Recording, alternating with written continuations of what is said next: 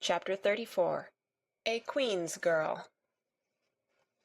The next 3 weeks were busy ones at Green Gables, for Anne was getting ready to go to Queen's, and there was much sewing to be done and many things to be talked over and arranged. Anne's outfit was ample and pretty, for Matthew saw to that, and Marilla for once made no objections whatever to anything he purchased or suggested. More, one evening she went up to the east gable with her arms full of a delicate pale green material. "Anne, here's something for a nice light dress for you. I don't suppose you really need it. You've plenty of pretty waists. But I thought maybe you'd like something real dressy to wear if you were asked out anywhere of an evening in town, to a party or anything like that. I hear that Jane and Ruby and Josie have got evening dresses, as they call them, and I don't mean you shall be behind them. I got Mrs. Allen to help me pick it in town last week, and we'll get Emily Gillis to make it for you. Emily has got taste, and her fits aren't to be equaled." "Oh, Marilla, it's just lovely," said Anne. "Thank you so much. I don't believe you ought to be so kind to me. It's making it harder every day for me to go away." The green dress was made up with as many tucks and frills and shirrings as Emily's taste permitted. Anne put it on one evening for Matthew's and Marilla's benefit, and recited The Maiden's Vow for them in the kitchen. As Marilla watched the bright animated face and graceful motions, her thoughts went back to the evening Anne had arrived at Green Gables, and memory recalled a vivid picture of the odd, frightened child in her preposterous yellowish-brown wincey dress, the heartbreak looking out of her tearful eyes. Something in the memory brought tears to Marilla's own eyes. "I declare, my recitation has made you cry, Marilla," said Anne, gaily stooping over Marilla's chair to drop a butterfly kiss on that lady's cheek. "Now I call that a positive triumph." "No, I wasn't crying over your piece," said Marilla, who would have scorned to be betrayed into such weakness by any poetry stuff. "I just couldn't help thinking of the little girl you used to be, Anne, and I was wishing you could have stayed a little girl, even with all your queer ways. You're so grown up now, and you're going away, and you look so tall and stylish and so different altogether in that dress, as if you didn't belong in Avonlea at all, and I just got lonesome thinking it all over." "Marilla!" Anne sat down on Marilla's gingham lap, took Marilla's lined face between her hands, and looked gravely and tenderly into Marilla's eyes. "I'm not a bit changed, not really. I'm only just pruned down and branched out. The real me, back here, is just the same. It won't make a bit of difference where I go or how much I change outwardly. At heart I shall always be your little Anne, who will love you and Matthew and dear Green Gables more and better every day of her life." Anne laid her fresh young cheek against Marilla's faded one, and reached out a hand to pat Matthew's shoulder.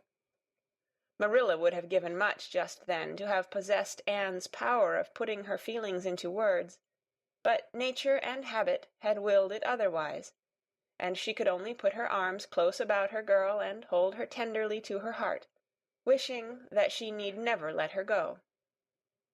Matthew, with a suspicious moisture in his eyes, got up and went out of doors. Under the stars of the blue summer night he walked agitatedly across the yard to the gate under the poplars. "Well, now, I guess she ain't been much spoiled," he muttered, proudly. "I guess my putting in my oar occasional never did much harm after all. She's smart and pretty and loving, too, which is better than all the rest. She's been a blessing to us, and there never was a luckier mistake than what Mrs. Spencer made, if it was luck. I don't believe it was any such thing. It was Providence, because the Almighty saw we needed her, I reckon." The day finally came when Anne must go to town. She and Matthew drove in one fine September morning, after a tearful parting with Diana, and an untearful, practical one, on Marilla's side at least, with Marilla. But when Anne had gone, Diana dried her tears and went to a beach picnic at White Sands with some of her Carmody cousins, where she contrived to enjoy herself tolerably well, while Marilla plunged fiercely into unnecessary work and kept at it all day long with the bitterest kind of heartache, the ache that burns and gnaws and cannot wash itself away in ready tears.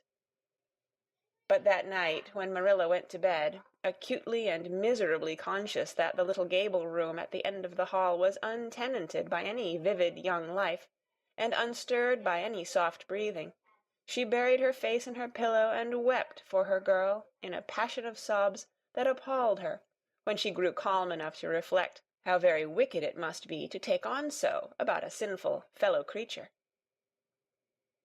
Anne and the rest of the Avonlea scholars reached town just in time to hurry off to the academy. That first day passed pleasantly enough in a whirl of excitement, meeting all the new students, learning to know the professors by sight, and being assorted and organized into classes.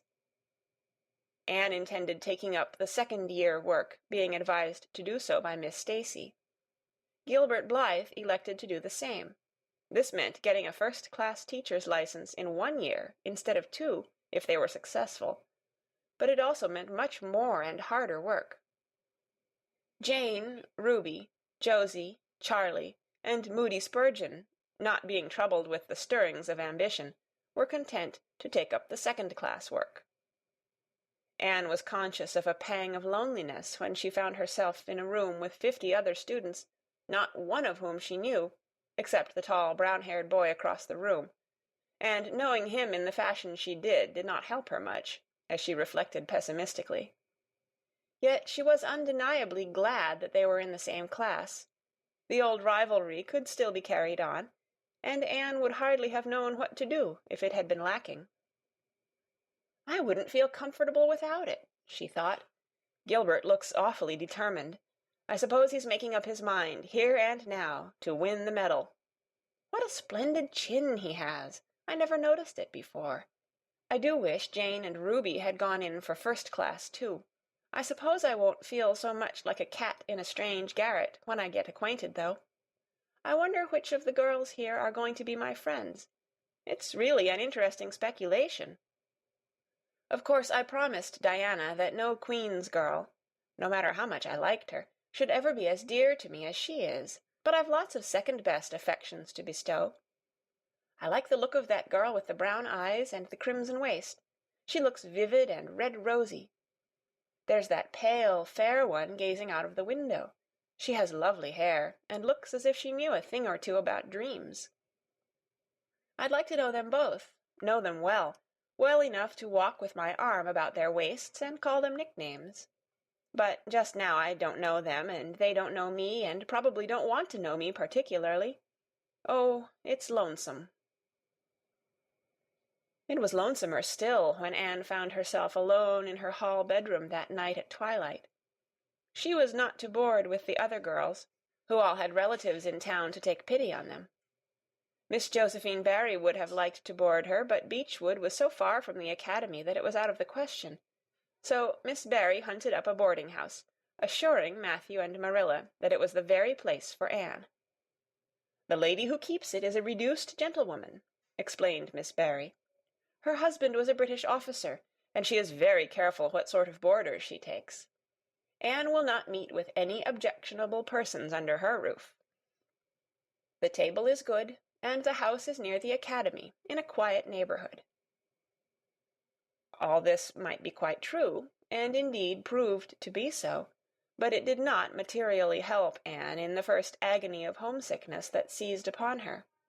She looked dismally about her narrow little room, with its dull-papered, pictureless walls, its small iron bedstead and empty bookcase, and a horrible choke came into her throat as she thought of her own white room at Green Gables, where she would have the pleasant consciousness of a great green still outdoors, of sweet peas growing in the garden, and moonlight falling on the orchard, of the brook below the slope, and the spruce boughs tossing in the night wind beyond it, of a vast starry sky, and the light from Diana's window shining out through the gap in the trees.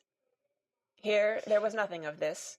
Anne knew that outside of her window was a hard street, with a network of telephone wires shutting out the sky, the tramp of alien feet, and 1,000 lights gleaming on stranger faces.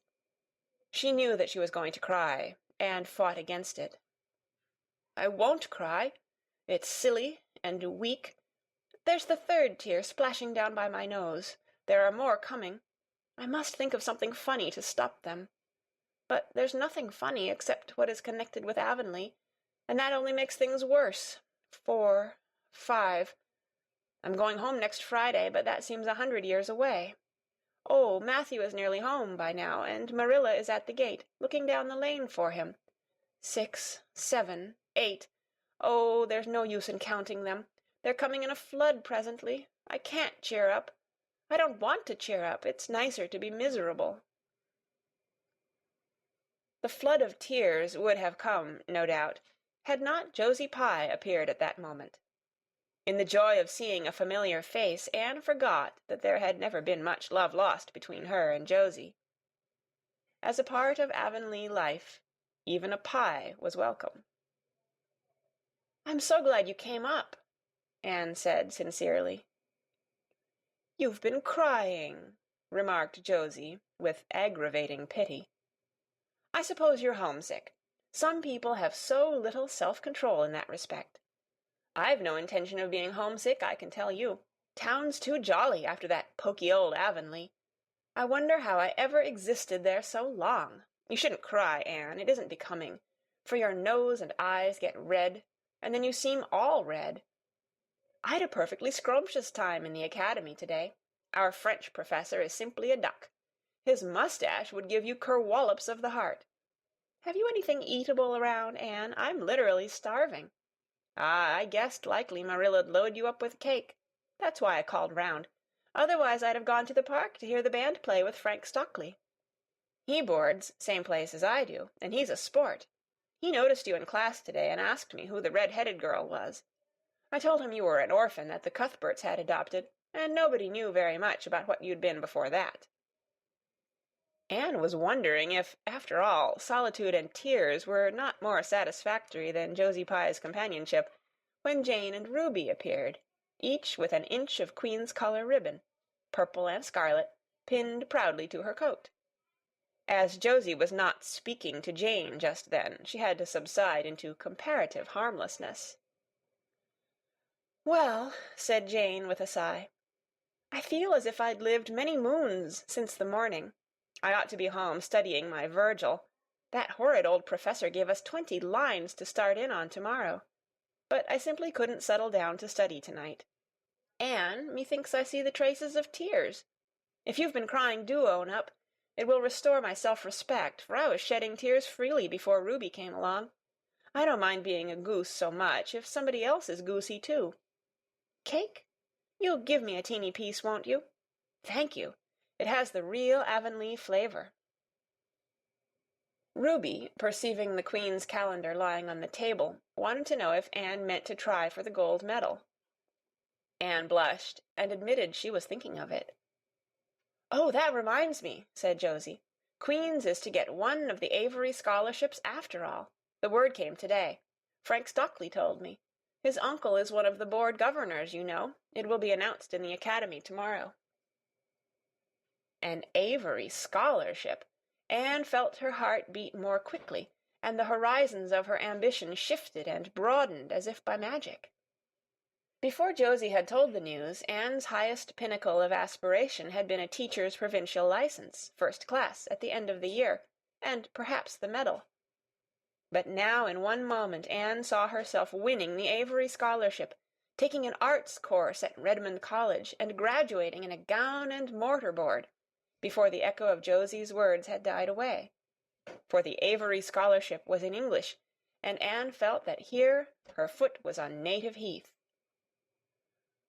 A wealthy manufacturer of New Brunswick had died and left part of his fortune to endow a large number of scholarships, to be distributed among the various high schools and academies of the maritime provinces, according to their respective standings.